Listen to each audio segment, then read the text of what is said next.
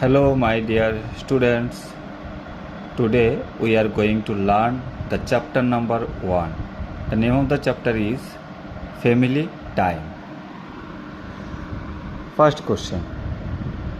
What is baby doing? অর্থাৎ ছবির মধ্যে বেবিটা কি করছে? What is baby doing? The baby is playing with a toy. শিশুটা একটা খেলনার সাথে খেলা করছে।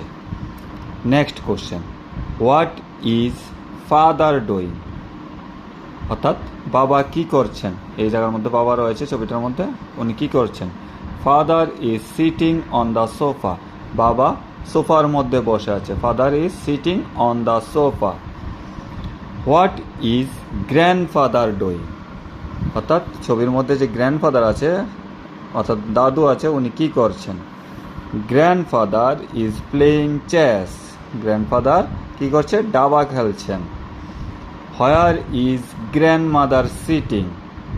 গ্র্যান্ডমাদার কোথায় বসে আছে? গ্র্যান্ডমাদার এখানে সোফার মধ্যে বসে আছে, তাহলে grandmother is sitting on the sofa. Grandmother সোফার মধ্যে বসে আছে।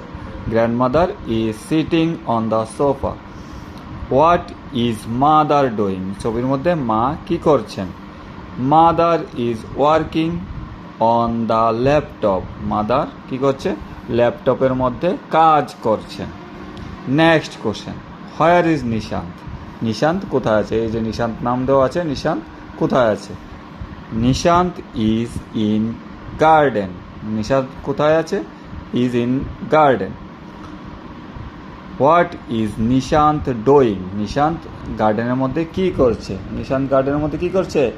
Nishant is playing cricket. Nishant cricket খেলছে।